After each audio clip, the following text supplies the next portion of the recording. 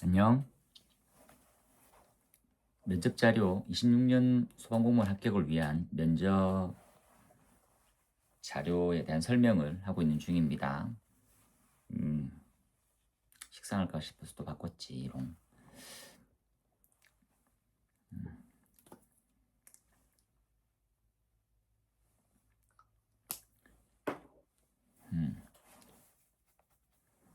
면접 자료 15번 성능위주 설계.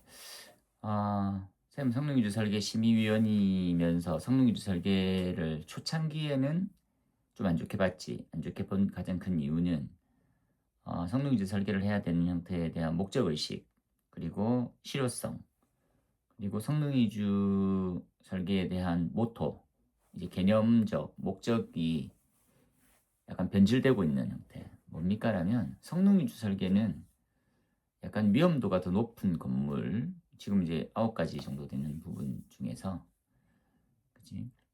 531, 531지 이렇게 돼 있으니까 9개.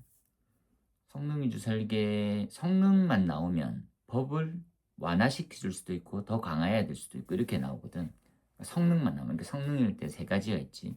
피난 안정성, 그죠? 성능 위주 피난 설계, 성능 위주 내화 설계, 성능 위주 성능 위주 내화, 소화, 성능 위주 소화, 그리고 피난, 내화, 이렇게 세 가지를 이렇게 보거든. 결국은 성능 위주 설계는 성능만 나오면 피난 안정성을 주로 보는 형태거든. 그래서 충분히 괜찮지 않나, 성능만 나오면. 그런데 어느 순간 법은 법대로 지키고 성능을 더 강화시키는 거지. 그럴 수 있는 거죠. 이렇게 얘기하지만 성능 위주의 원 모토는 그게 아니야. 성능 위주 설계는 성능이 제대로 나오게 검증하겠다. 그러면 나머지는 좀 완화도 되고, 뭐 예를 들어서 이런 거지. 실제로 이제 시뮬레이션을 돌려보니까 피난 계단이 8개 필요한 대상물이라고 8개를 했어. 근데 화재 확대되는 거하고 제실자의 탈출 경로를 봤더니 6개만 해도 충분하더라는 거지. 그러면 2개의 계단을 면제시켜 줄 수 있는 부분, 이렇게 나와야지 성능 위주인데, 지금은 계단 8개는 그대로, 스프링클 헤드는 더, 뭐는 더. 그래서 이게 과잉이 과연 바람직할까 해서 쌤은 약간 의구심, 그리고 화재가 이렇게 성장한다, 이렇게 성장한다, 이게 이제 과연 프로그램으로 검증이 될까? 현재 가장 많이 쓰고 있는 특정 프로그램이 있는데 FDS라는 프로그램입니다. 이제 뭐 CPEST라든지 FDS가 있는데 그런 걸 알 필요 없고, FDS로 돌렸었을 때 이 화재 확대되는 형태가 과연 실제 화재랑 얼만큼 유사성이 있느냐, 신뢰도의 관점이 있거든. 그런데 아직까지도 검증할 단계만큼은 신뢰도가 안 나옵니다. 그러니까 특정 결과는 우리가 이제 실제 집만큼 지어가지고 불을 내보고 화재가 타들어가는 것들을 보는 게 매번 달라지는 거거든. 근데 그거에 따라서 이게 옳고 그름을 판단할 수 있을까? 그게 약간 의구심인 거지. 마찬가지 피난 안정성도 마찬가지인 거야. 그래서 그런 부분에 대해서 너무 맹신하지 말고 이렇게 가야 되는데, 이게 지금 올인돼 있는 거지. 이게 뭐 관계상.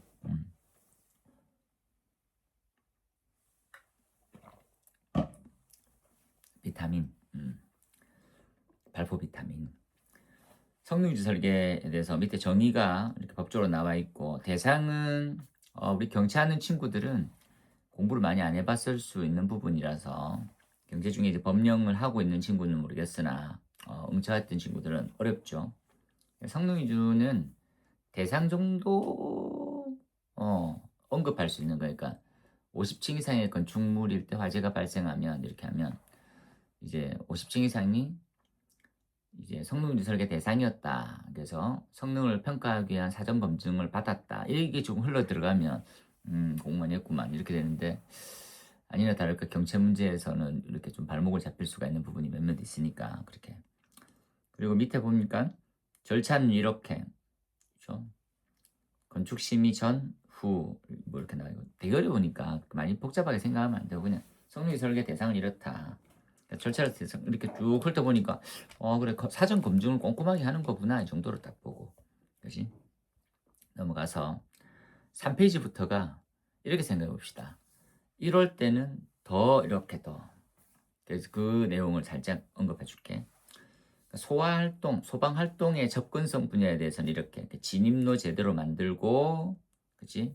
그래서 아파트도 폭도 이렇게 하고, 단지 내 도로, 뭐, 폭 어떻게 하고, 그리고 어떤 표시를 해서 좀 더 좋게 하고, 주차 단기는 그냥 임의로 다 열릴 수 있게, 소방차가 오면.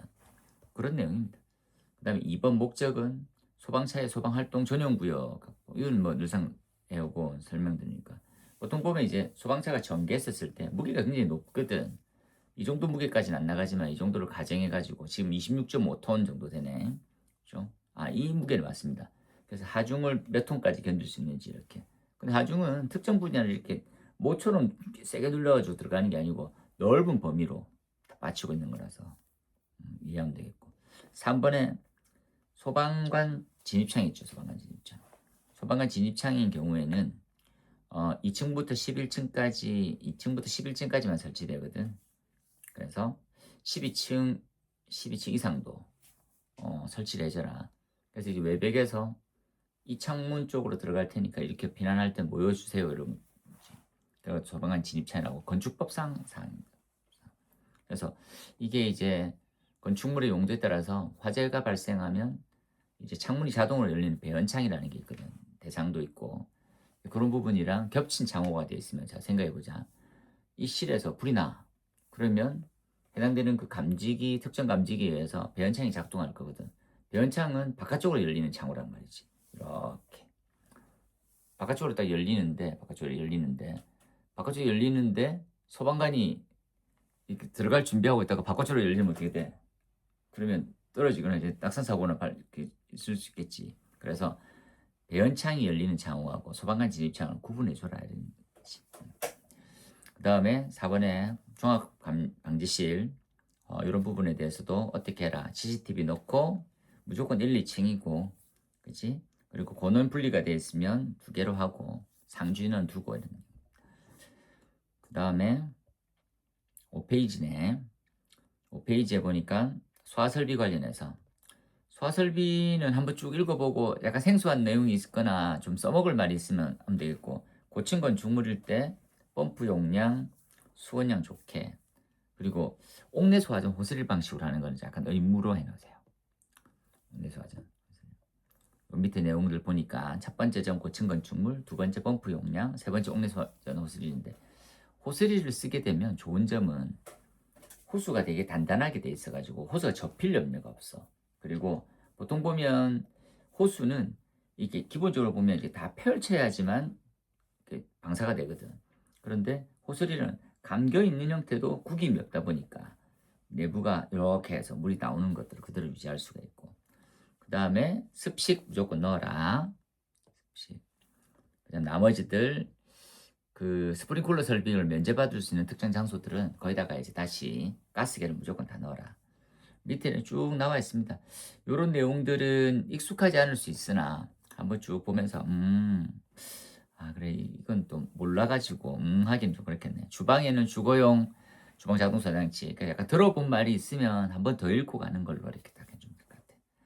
그 다음에 제연 설비 필기 때 시험에 나왔었지만 세밀하게 알 수 있는 부분은 아니고 그래서 밑에서 보고 지하 주차장에 대한 연기 배출 설비는 꼭 설치해야 되는 거구나. 이런 몇몇만 좀 6페이지 아래쪽에 경보 설비는 이중화 그리고 특수 감지기들 보통 넣어라 이렇게 딱 나와 있는 거. 그렇죠? 그리고 다음 페이지에 4번 안전설비들 이렇게 해라. 전기자동차 쪽이 제일 복잡하죠. 그러니까 전기자동차에 대해서 어떻게 하라는 것들은 별표를 이렇게 2개 쳐가지고 전기차의 화재 위험성, 열폭주 이런 것들, 리튬이온 배터리 등등 여기다 답을 딱 넣어서 보면 될 것 같고 그 다음 물류창고 나왔네요. 다음 페이지 넘어가서 피난구조 설비는 유도등 넣고 그리고 즉시 이제 조치를 취해야 되는 수심 종합방제실 그리고 발전기실 이런 것들은 소방에 좀 필요하거든. 이런 쪽은 지금 뭐 비상조명 등 예비전원 내장형으로 예비전원 내장형이란 말은 그러니까 상용 전원이 차단되면 자동으로 이제 후레쉬처럼 불이 딱 들어오게 만드는 거지. 나머지는 됐고 무슨 동시 분류 설비 모든 분야 그 다음에 9페이지로 넘어오면 건축방화 파트는 방화구역이 가장 핵심이다. 이렇게. 그치? 이번에는 피난안전구역 잘 돌아. 3번으로 넘어가게 되면 비상용 승강기하고 승강장의 안전을 확보하는 거. 제가 얘기했었지만 30층 이상의 예상 고층 건축물은 피난안전구역 설치하게 돼 있고, 그리고 31m 이상이면 비상용 승강기 설치돼 있고, 건축물의 마감 재료는 불연화하고, 5번에 옥상으로 대피 공간 아지 안전성. 그래서 이 쌤이 늘상 이렇게 하고 있는 말 중에 해설 부분을 보안 부분으로 이렇게 다 되어 있는 거거든. 지하층에는 침수 방지하고 이런 내용들도 나올 수 있을 것 같고, 그 다음에 11페이지에 보면 반도체에 대한 분야가 개정사항이라서 한번 더 봤는데 여기까지는 상세히 볼 필요는 없고, 그래서 약간 특수 목적용으로 되어 있는 건축물의 화재 위험성과 그리고 대책은 어떻게 마련하면 되겠습니까? 그래서 약간 팁처럼 좀 특이한 용어가 크린룸이라는 게 있거든. 크린룸이지, 크린룸. 크린룸은 먼지의 농도로 따져가지고 얼마 이상으로 이렇게 다 정리하거든. 그 최근에 반도체가 약 이슈잖아.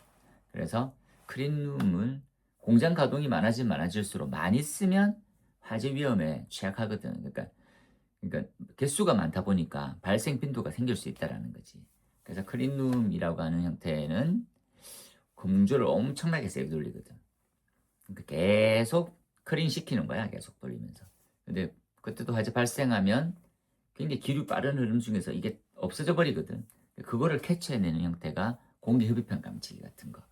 그래서 어떤 소화 설비를 필요하고 구획이 많이 돼 있었을 텐데, 그러면 관계인이나 제실자들 어떻게 탈출할 거냐, 그런 부분들 보라는 거지. 그런 의미로 해서 판단하면 될 듯합니다. 4번까지. 그래서 앞쪽에 4번 반도체 분야는 주지 안 보더라도 앞쪽에 나와 있는 것들은 꼼꼼하게 보면, 그래서 할 말이 조금 더 많아지는 부분이지 않을까 하는 생각이 드네요. 약간 가볍게 봤으면 좋겠는 게 면접자료 15번이었습니다. 알겠지요? 요것 또한 짤막한 양상으로 살짝 해서 보면 될 부분이다. 늘 응원하고 있고, 그지? 면접은 늘 얘기하지만, 그지? 겸손한 전문가 잘해줘, 그지? 그래서 겸손함을 항상 주지하고, 항상 목소리 톤 올리고, 라가 제일 좋대. 라 이게 제일 좋겠네. 도레미파솔라 라. 지금부터 답변 드리겠습니다. 말씀하신 데 대한 답변 드리겠습니다. 이렇게 해서 하면 좋을 것 같아요. 늘 응원하고 있고, 오늘도 면접 공부한다고 고생이 많아. 늘 응원한다. 화이팅. 그치? 합격은 애들이야. 소방은 중이쌤. 안녕.